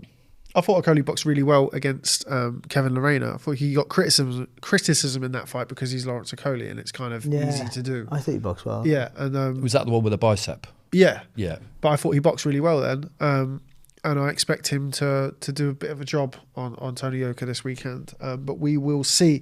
That is I was going to say our British offering, but it's not. It's in France. So our European offering. Over to stateside for another heavyweight fight.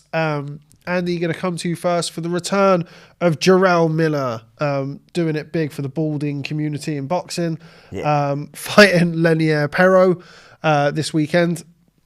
Interesting fight. Obviously, Jarrell Miller's kind of the two things he's most known for are performance-enhancing drugs and being bald. But somehow this weekend is and all the good boxers though. I was bang on the juice. I was.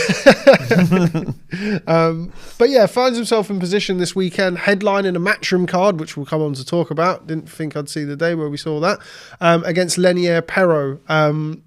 I think quite an interesting fight. I'm not really sure what to expect from this. I do feel that Jarrell Miller against Kingsley eBay was kind of off the pace a little bit, but you end up with kind of a higher profile than ever before because he got his wig punched off.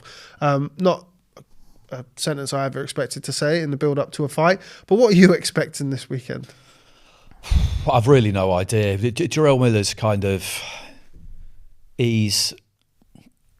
You look at what's happened with him the last few years. Obviously had that long spell out after the positive test, which did result in him being out of the ring for almost about 4 years, I think, in the end. I mean, he wasn't banned for 4 years because nobody... He got banned and he signed with Top Rank.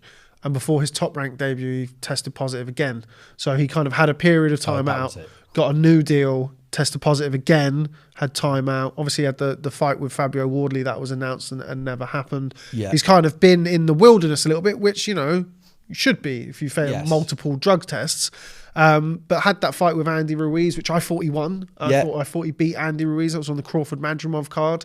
But again, he's kind of since then had to wait patiently. Got the Kingsley eBay fight, which really on that card, I mean, we were looking at the Teofimo Lopez Shakur Stevenson card. You had Keyshawn Davis on there. You had some great fights on there. That was kind of like a bit of a side plot, but because of what happened in there, the fickle nature of professional prize fighting, it's kind of one of the bigger stories, or if not the biggest story, that kind of emerged from it. And before you know it, you're straight back in. You're headlining in Las Vegas, and if he beats Lenier Pero, which obviously isn't a given, he could be knocking on the door for a world title shot, which is crazy to say. He could, and as you say, that clip with the hairpiece, it went all around the world because it's the kind of thing that news broadcasts everywhere. They're looking for that kind of thing, and now finally this mad thing happened this week in New York or whatever.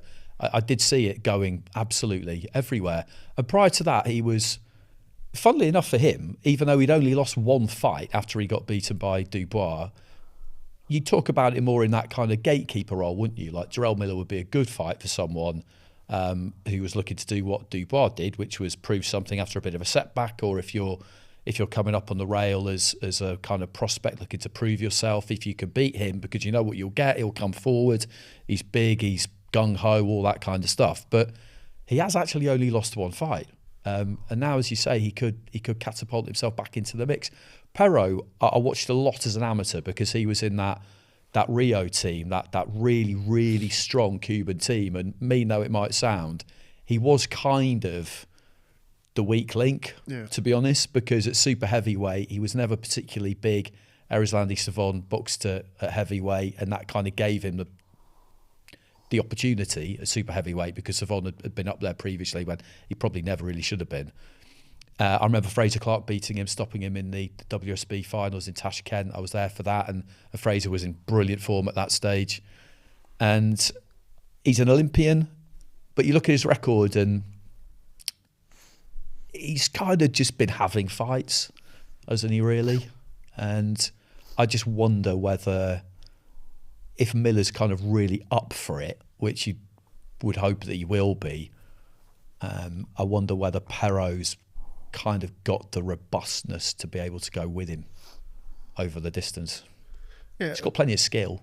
Yeah, he had a good fight last time out against Jordan Thompson, which wasn't a win that's aged particularly well, given what happened to George Thompson, what happened to Jordan Thompson since then.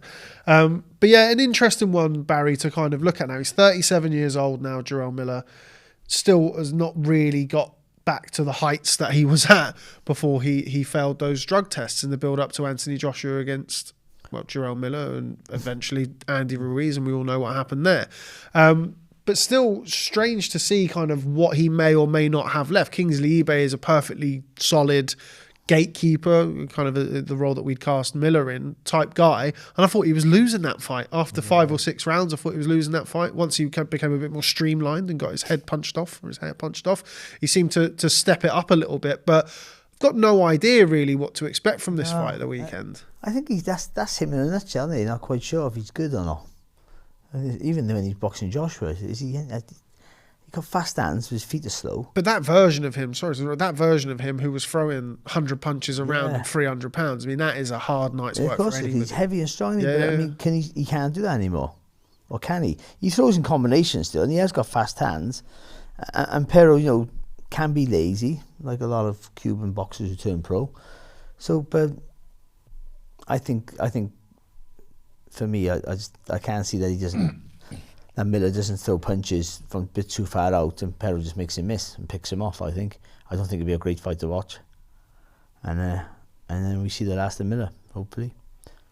Yeah, I mean that definitely could happen. You would think that, I mean, not hopefully, because if I criticise him, I got to criticise every guy who's failed the drug test, and that's everyone in boxing. That's not everyone in boxing, but there's a long list of people there. It's a long list, yeah. Yeah, so it's like. But he himself has his own long list, and I think that's the biggest issue with Jarrell Miller. And it's such like I think I've spoken about this on the pod before. They brought him over.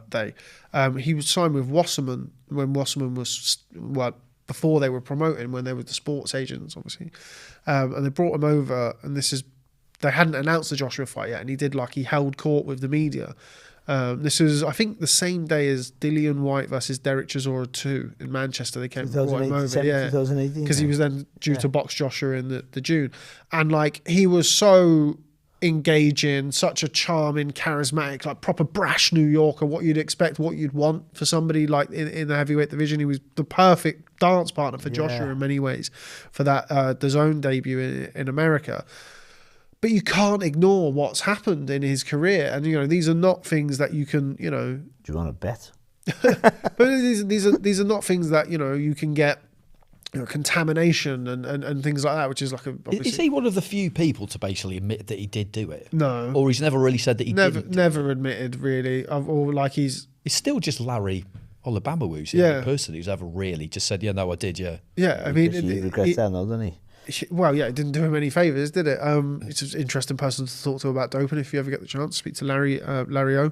But yeah, it's difficult because since then he was tarnished by that, and then he had the comeback, and then he had the other failed tests, and then it's difficult because he's such a big character. He's still kind of around. He's in the room.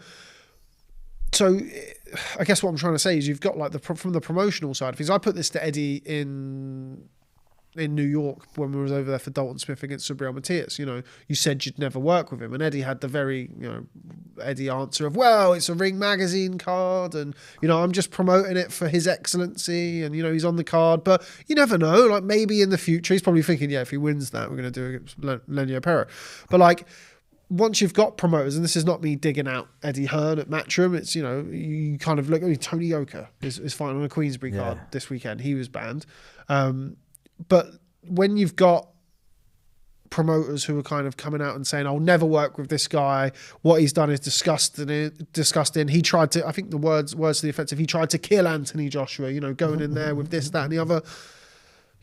Time's a wonderful healer, particularly in boxing. And you look this weekend and Jarrell Miller on the back of his wig being punched off. That's the thing that he's most known about now. Nobody talks about the kind of the long list of doping violations that he's had, and it's difficult in boxing to kind of draw that line when you've got, you know, seemingly never-ending examples of fighters coming back from drugs bans. If you are going to test somebody for drugs, it would be the guy who wears a wig in a boxing ring. Yeah, I mean, that's like and it wouldn't be for performance-enhancing drugs; it'd be for recreational drugs, wouldn't it? He's on acid. Why? He just wore a wig into a boxing ring. I'd be interested to see. He should come in this weekend with dreadlocks. It should be fun. Yeah, but having it's a tough one with Jarrell Miller, because kind of like covering him and being around. He was in Dubai, and he's previously kind of been at events that I've been at, and great guy to be around. Colourful character, makes a lot of noise, but you can't. Well, I can't anyway, kind of push aside what he's done. And I know a lot of fans who are watching this will feel exactly the same way, and promoters will go, well, you know, he's got a license, he's not banned, he's cleared to fight. You know, what can we do? You're going to put him on, aren't you? But it does raise these bigger questions and queries where, you know, guys like him can still exist in the sport and seemingly go unchallenged as they go on. And well, it comes back to the fact that boxing just doesn't have this overarching regulatory body, because you could be banned by a state in America. They might take a stance and ban you for a couple of years. You just go and get a license in another one, because there'll always be someone who will license you if you're going to be put in a fight that's going to make some money. A sanctioning body might decide that you can't box under their auspices. The others might decide that it's fine. There's just no consistency to it. And that's the problem. And that's the problem with loads and loads of different things. And there is no deterrent really for failing a test now, because everybody has their own set of rules, and they'll find a way, if they want to, of explaining it. And sometimes they won't even feel like it's necessary that the public, the observing public, are privy to that explanation. They'll just make the decision in-house. And along we go. And while it's like that, and it's always been like that, and it's kind of hard to work out how it ever won't be like that, because how are you now going to impose this FIFA-like body, for want of a better example, on a sport like boxing? Zuffa will. Well, like they did with the UFC. I mean, the scale of the task, and this kind of thing illustrates the scale of the task. Even then, to be a nerd about it, they have their own in-house drug testing. Oh, UFC? Yeah, Zuffa and UFC have their own in-house drug testing. They don't have to. Does it work though? I don't follow UFC, but does it work? I don't really follow it either. But like the kind of the way, but the way that it's structured, it's very different. It's different to what a UCAD test has to be regarded. And again, it's the lack of uniformity across the board that allows people to squeeze through the lines. Like we had it with Conor Benn, like when he couldn't box in the UK, he boxed in the States. Yeah. Like we've had it with Julio Cesar Chavez, like Nevada wouldn't license him, so they moved this fight with Danny Jacobs to Arizona. Yeah, and you'll always get that. I mean, and for all sorts of things, you know, Tyson boxed Lennox in Memphis because they couldn't get him a license somewhere else. You know, you'll always find. There's just so many different jurisdictions and therefore different sets of rules and different agendas, and it's just a complete and utter mess. And it always has been. Every now and again, you'll get someone who gets a proper ban. Dillian Whyte got 2 years. Yeah. He had to do 2 years. Kid Galahad got 2 years, ended up doing 18 months. But that's a lot longer than anybody else ends up doing. Yeah, it tends to be the guys who are the smaller names. Dillian Whyte obviously became a big name, but when he got popped for that, it was Jack 3D. Back in the day, it wasn't a big name, and then you've got like even Jarrell Miller. I think Jarrell Miller's only ban was from the WBA. I could be wrong, but I think his only ban was he was removed from the WBA rankings. So it wasn't like he wasn't globally banned. I think he just had issues with obviously getting promoters to put him on, and the way that his issues, as it were so front page and were so well documented. The good thing is, though, is that when someone fails a test, they're always innocent. So it doesn't matter. Yeah. It's a mistake. Yeah, it's only innocent men in Shawshank. You know, it's even more innocent the second time. That's the thing as well. And that's it's difficult. And we could talk all day about this, and it's a topic that really. It's not because I got a job. Yeah, I don't. And you have and he's got a job again. It's a topic that really has no clear, defined answer towards the end, because ultimately, while fighter has license and promoter wants him to box, and if you're Jarrell Miller, look, if Jarrell Miller would have drawn against drawn his last fight against Kingsley Eubank. There we go. So would have drawn his last fight and not had his wig punched off and it had gone viral, he probably wouldn't have been in this fight at the weekend. But it did, and he was able to bring currency to the table outside of being Jarrell Miller, the X amount of time failed drugs test. So, and by the way, it's not the promoter's responsibility to police.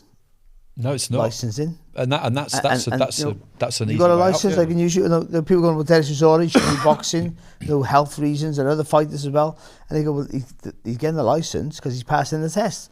So what are we to say? And that's what a promoter will say, and they wouldn't be wrong. He's cleared to fight. He's this, but I guess kind of to try and bring a point into it, I suppose.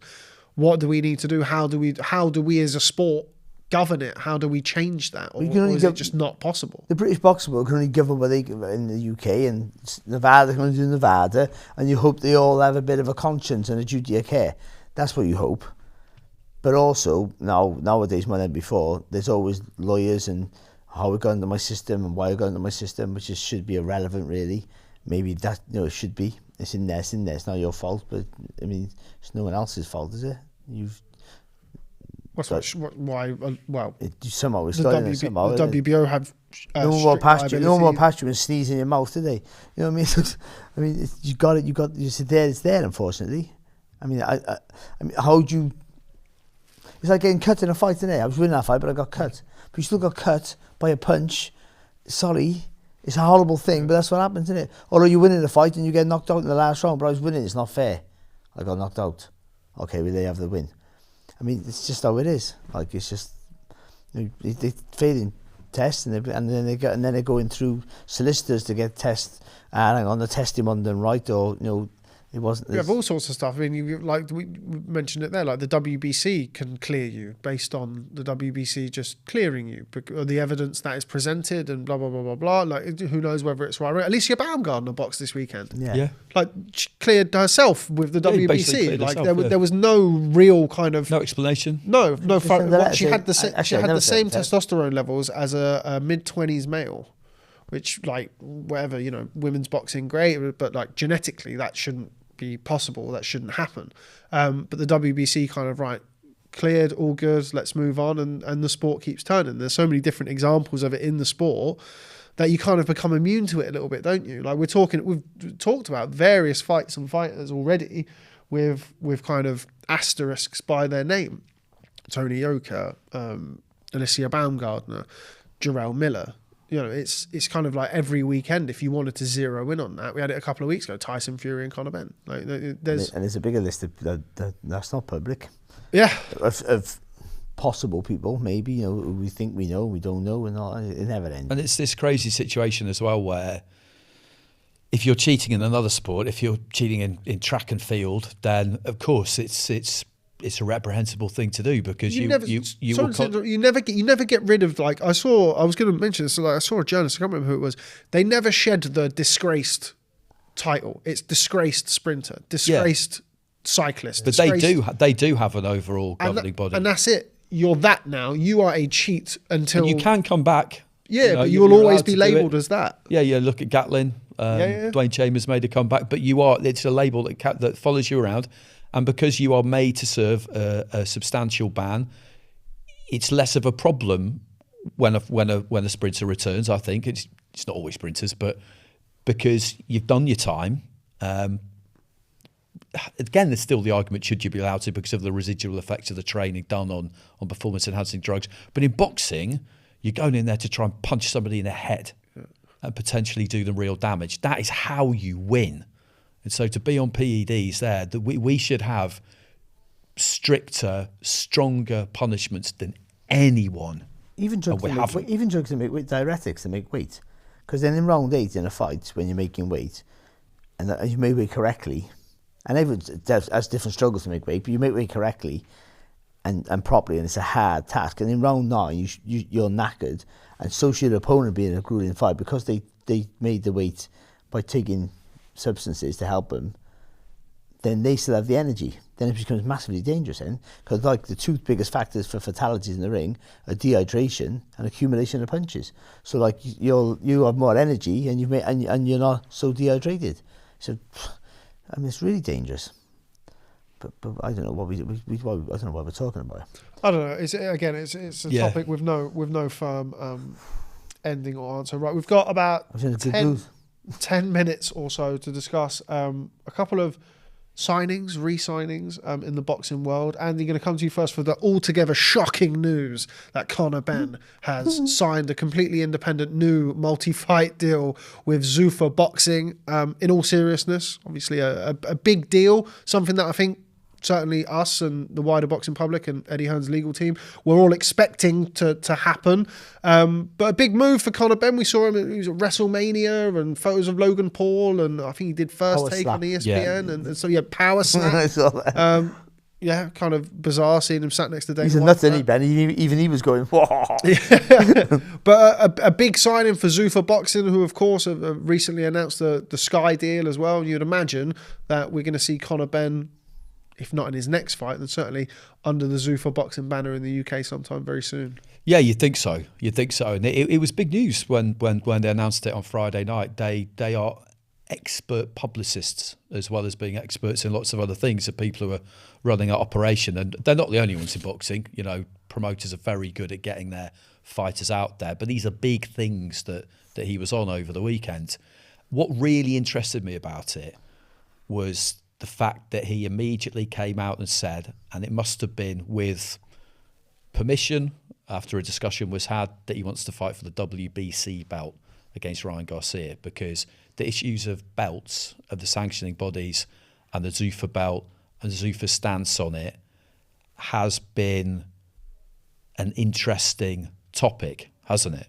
And for him to come out and say that, you just wonder, are they just moving their own goalposts a bit in a way that's going to make it easier for them to sign fighters? Because fighters do still want to box for those belts. Plenty of them do anyway. You might find some who aren't bothered, but plenty of them do. And it's going to make it easier to sign people if that seems available. Maybe it's just a WBC thing. But that was the thing that really kind of pricked my interest, because I think we all knew that he was going to. I don't think I'll ever quite understand the whole $15 million thing, and was it that fight or wasn't it that fight? And ultimately, I don't care, because it just doesn't really matter. But him re-signing wasn't surprising, but I found that being kind of front and centre. I thought that was pretty interesting. Yeah, particularly on the back of Ryan Garcia, he was on a live stream where he was talking about that's going to be the next fight for him in August. In Las Vegas, I think, probably. Yeah, so it does look like that is going to happen. Netflix, are they talking about? That's what the rumour is. But you never know. Maybe Mauricio Sullivan and the WBC goes, you know what? Actually, no, we don't want 3% of that.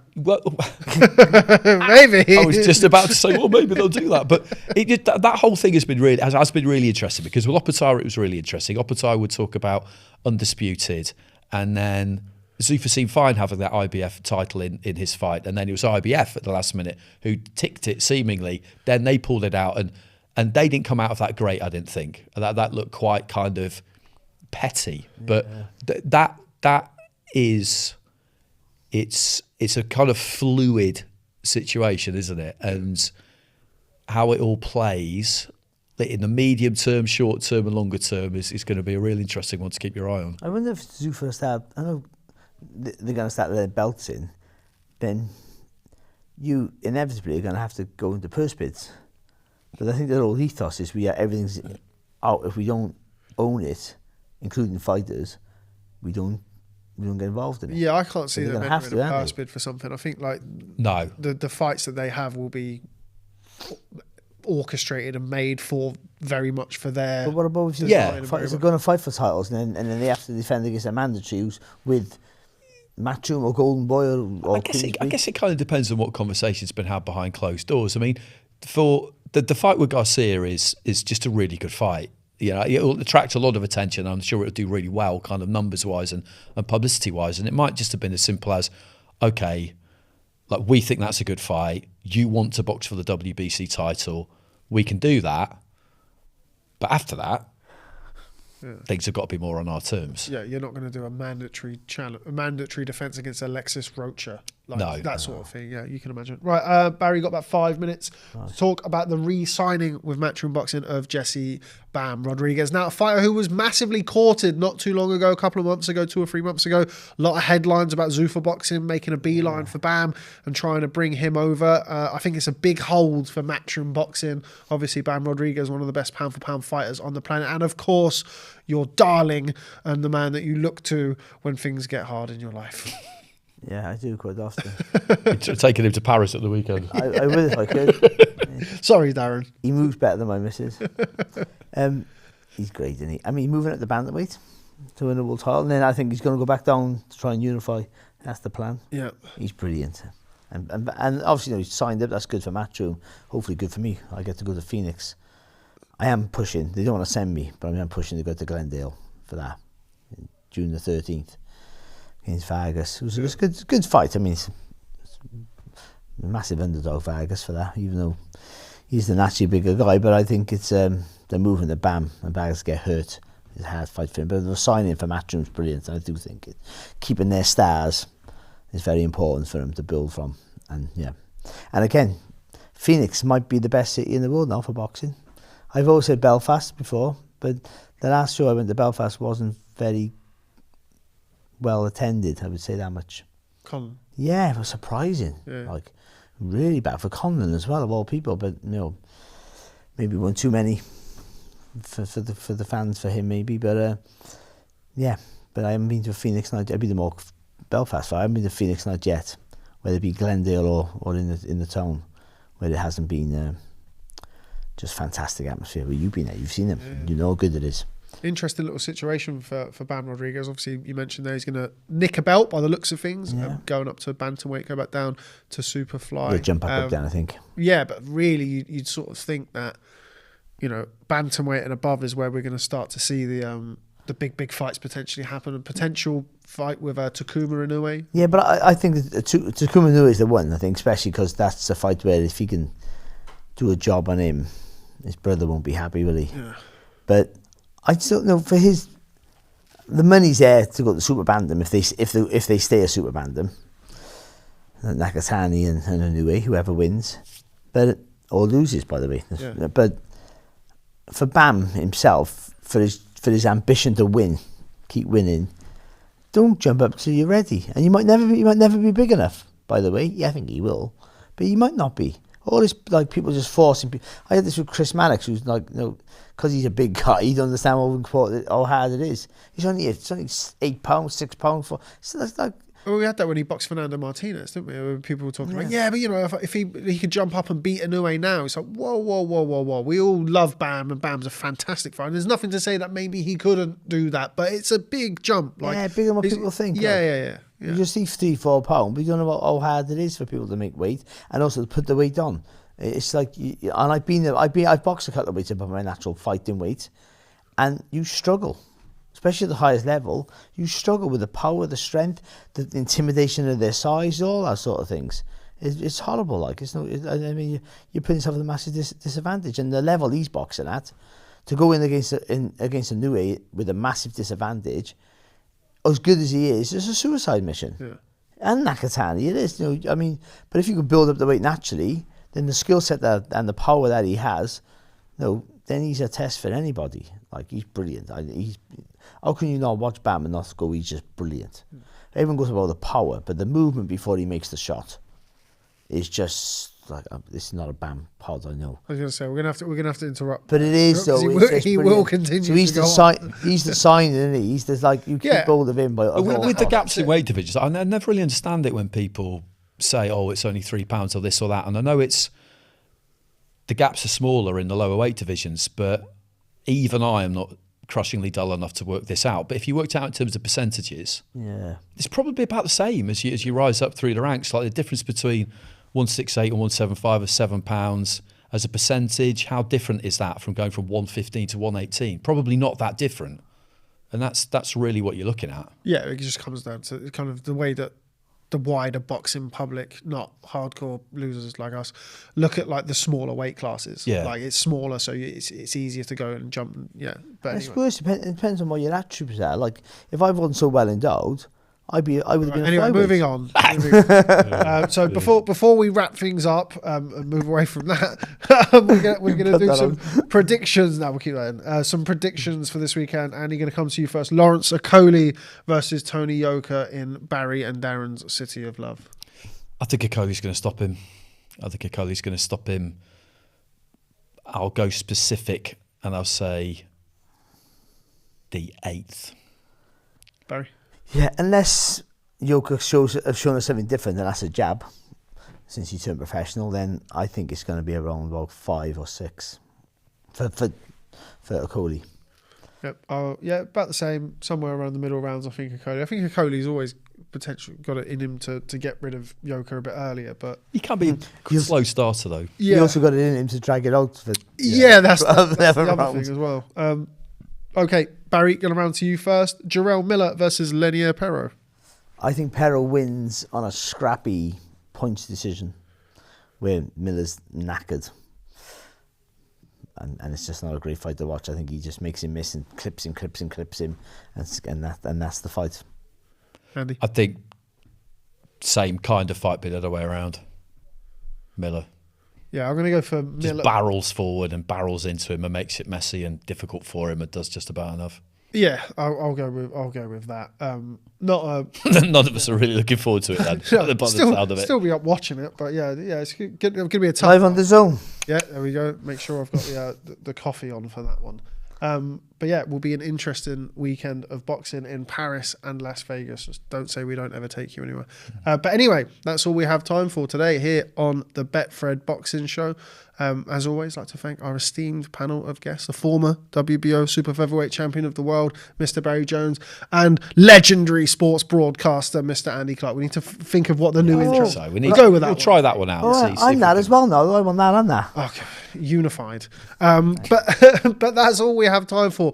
Just like to remind everybody to please, once again, take a look at the Fabio Wardley in camp with feature now live on Sportsman Boxing ahead of his bout with Daniel Dubois on May the 9th. But from me, Rob Tebbutt, from these two here, thanks very much, and we'll catch up with you next week.